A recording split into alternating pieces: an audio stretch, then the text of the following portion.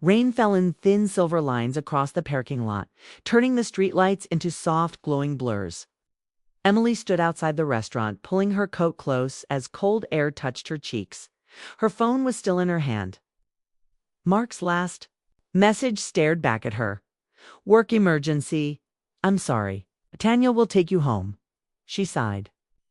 It wasn't the first time Mark had left suddenly. Lately, it felt like she was always coming second to something else. Meetings, calls, deadlines.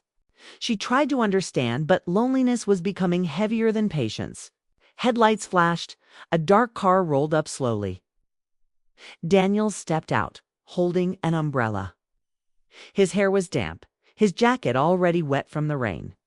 "Hey, Emily," he said gently. "Sorry you had to wait." "It's okay," she replied, forcing a smile. He opened the umbrella over her and walked her to the car, making sure she didn't get soaked.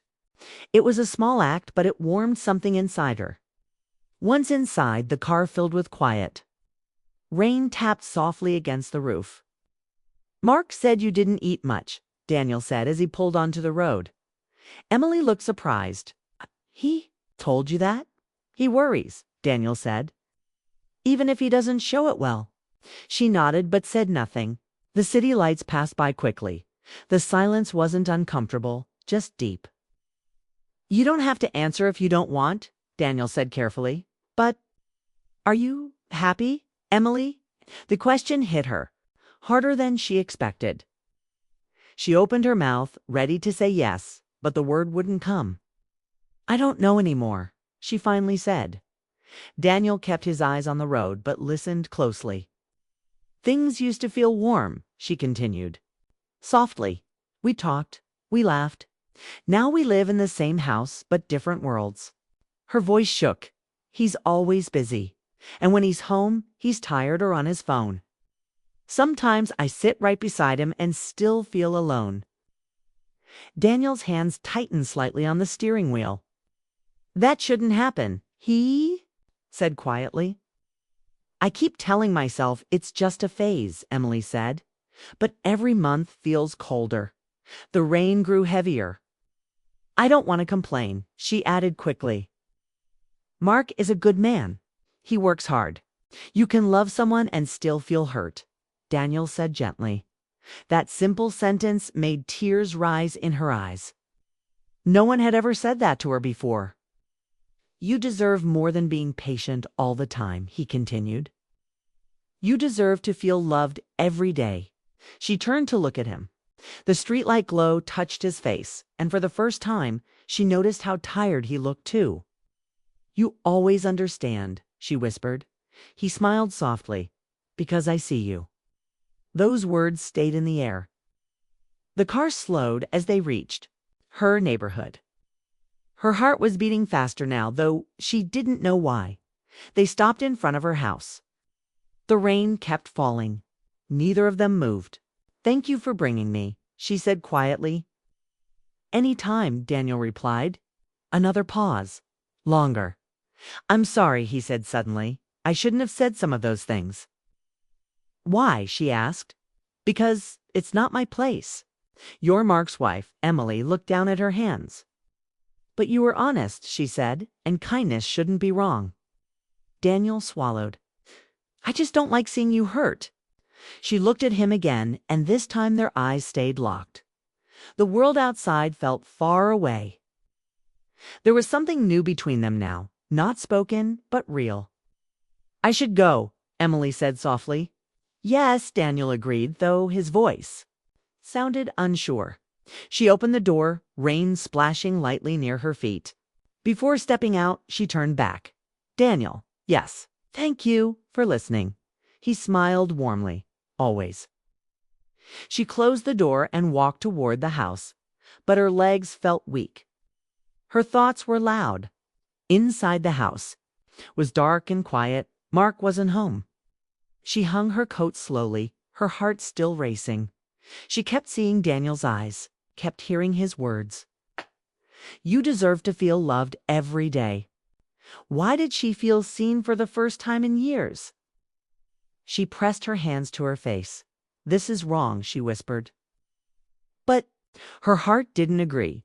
Minutes later, her phone buzzed. A message from Daniel. I hope you're inside and warm. 3 dots appeared. I meant what I said, Emily. You matter. Her chest tightened. She didn't reply, but she didn't delete the message either. That night, Mark came home late. They ate in silence. Mark talked about work. Emily nodded. But her mind was somewhere else. When they went to bed, Mark fell asleep fast. Emily stared at the ceiling. Her heart felt heavy and awake. She wasn't thinking about betrayal. She was thinking about being understood, about warmth, about the way Daniel looked at her like she mattered. Tears slowly slid into her hair. I don't want this, she whispered. But deep inside, something had already changed. Calling. For a feeling she hadn't known she was missing. Outside, rain continued to fall. Inside, Emily's heart had begun a journey she never planned. Or destroy everything.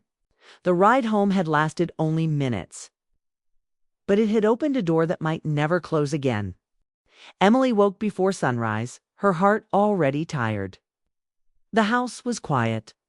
Mark's side of the bed was empty again. A note on the dresser said he had an early meeting. She stared at it for a long time. Meetings had slowly replaced mornings together. Dinners together, even weekends. She made coffee and stood by the window watching the sky turn soft pink. Her phone buzzed. A message from Daniel. Good morning. Hope today feels lighter for you. She closed her eyes. Why did those few words feel warmer than everything she had heard in months? She typed back a simple thank you. Then put the phone down, telling herself not to think about him. But she did, all day.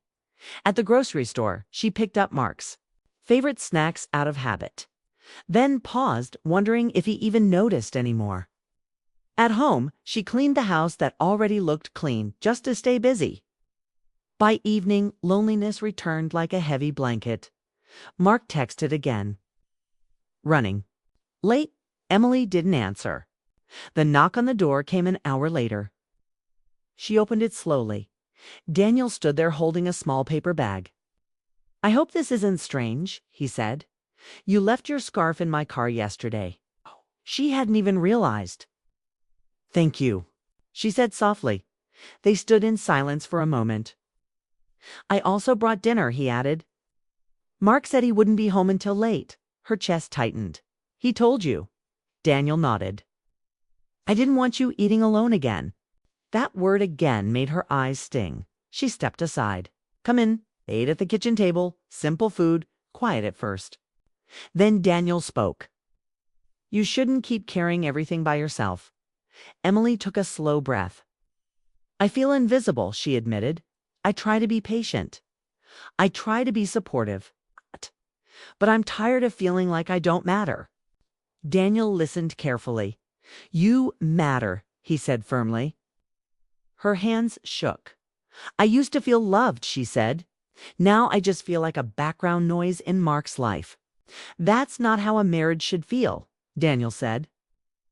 I know, she whispered, but I'm scared to face it. They finished eating. Rain started again outside, the same soft rain as that night. Emily gathered the plates, but Daniel gently stopped her. Sit, he said. I'll help. They washed dishes side by side, hands almost touching. Her heart raced at the small closeness. When they finished, they moved to the living room. The silence felt full, not empty. Emily, Daniel said. Quietly, I need to say something, and I don't want to hide it. She turned toward him. I care about you, he continued. More than I should. But I couldn't watch you hurt without being honest. Her breath caught. I care about you too, she admitted, voice shaking. And that scares me. They sat close, but not touching. I don't want to betray Mark, she said. I also don't want to keep feeling broken. Daniel nodded slowly. Whatever happens, it has to be right, he said. No secrets, no lies. Tears rolled down her face. I never planned this, she whispered. Neither did I. Huh? Rain grew heavier, like the world was holding its breath. They stayed there sharing stories about college, about dreams they gave up, about how life slowly pulled them apart from joy. Hours passed without them noticing. For the first time in years, Emily felt heard, understood, alive. Her phone buzzed. Mark again. Won't make it home tonight. Client trip. Her hands trembled as she set the phone down. Daniel saw her face change. He's not coming, he asked gently. She shook her head. I feel stupid, she whispered. Waiting. For someone who keeps choosing something else. You're not stupid, Daniel said. You're loyal. That word hurt. Loyal while being forgotten.